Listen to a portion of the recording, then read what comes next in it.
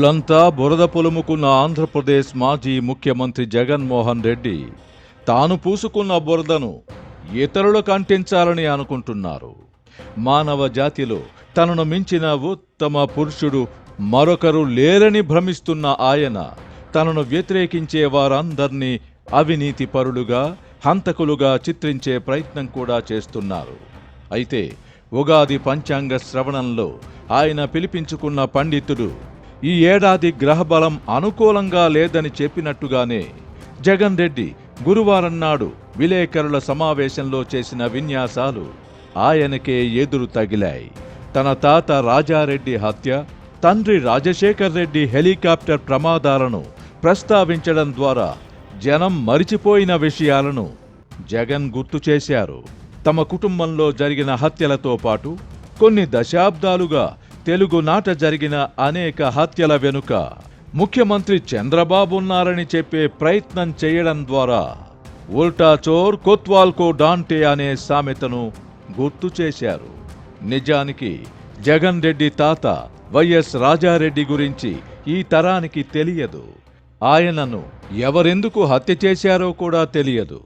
Helicopter ప్రమాదంలో మరణించిన రాజశేఖర్ రెడ్డిని మహానేతగా భావిస్తున్న ఈ తరం వారికి ఆయనకు కూడా ఫ్యాక్షన్ నేపథ్యం ఉన్న సంగతి తెలియదు. ఇప్పుడు పాత విషయాలను ప్రస్తావించడం ద్వారా తండ్రి తాతల నేపథ్యం గురించి ఈ తరం వారు తెలుసుకునే పరిస్థితిని జగన్ రెడ్డి కల్పించారు. వైసీపీ అంటే గొడ్డలి పార్టీ అని ముఖ్యమంత్రి చంద్రబాబు నాయుడు ఇటీవలి కాలంలో తరచుగా చురకలంటిస్తున్నారు.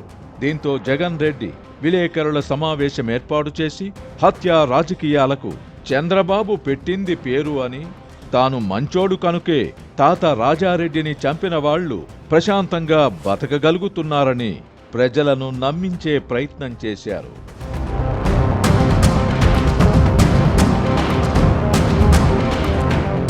అయితే రాజారెడ్డి వర్గీయులు చేసిన హత్యాయత్నం నుంచి ప్రాణాలతో బయటపడి ఆ తరువాత తన వర్గీయులతో రాజారెడ్డిని అంతమొందించిన పేర్ల పార్థసారథిరెడ్డి అప్పుడేం జరిగిందో కుండ బద్దలు కొట్టారు. మొదట రాజారెడ్డి వర్గీయులు తనపై దాడి చేసి చంపే ప్రయత్నం చేశారని, ఆ సందర్భంగా తన శరీరంపై 26 కత్తిపోట్లు పడ్డాయని, తాను చనిపోయాననుకొని ప్రత్యర్థులు వదిలి వెళ్లారని ఆయన వివరించారు. అనంతరం తన వర్గీయులు రాజారెడ్డిపై దాడి చేసి చంపారని ఆయన జరిగింది జరిగినట్టుగా చెప్పుకొచ్చారు. వైఎస్ కుటుంబం వల్ల తన కుటుంబం ఆర్థికంగా చితికిపోయిందని కూడా ఆయన ఏకరువు పెట్టారు. పార్థసారథిరెడ్డిపై జరిగిన హత్యాయత్నం, ఆ తర్వాత జరిగిన రాజారెడ్డి హత్య ఫ్యాక్షన్ రాజకీయాలలో భాగమే. దాదాపు 3 దశాబ్దాల క్రితం ఇవి జరిగాయి. అప్పుడు ఉమ్మడి రాష్ట్రంలో ముఖ్యమంత్రిగా చంద్రబాబు ఉన్నారు. ఇప్పుడు నేను అంత మంచివాడిని, ఇంత మంచివాడిని అని చెప్పుకుంటున్న జగన్మోహన్ రెడ్డి అప్పట్లో తన తాత రాజారెడ్డిపై దాడి చేసిన వారిని చంపాలనుకున్నారు. ఈ విషయాన్ని వైఎస్ రాజశేఖర్ రెడ్డి స్వయంగా అప్పటి కాంగ్రెస్ సీనియర్ నాయకుడు, అందరూ కాకాగా పిలుచుకునే దివంగత వెంకటస్వామి వద్ద ప్రస్తావించారు. మా నాన్నను చంపిన వాళ్లను చంపుతానని మావాడు కత్తి పట్టుకొని తిరుగుతున్నాడు. జరగరానిది జరిగితే నా రాజకీయ జీవితం దెబ్బతింటుంది. ఏదైనా సలహా ఇవ్వండి అని కాకాను రాజశేఖర్ రెడ్డి అప్పట్లో కోరారు. ఈ విషయాన్ని దివంగత వెంకటస్వామి ఓ సందర్భంలో నా వద్ద ప్రస్తావించారు.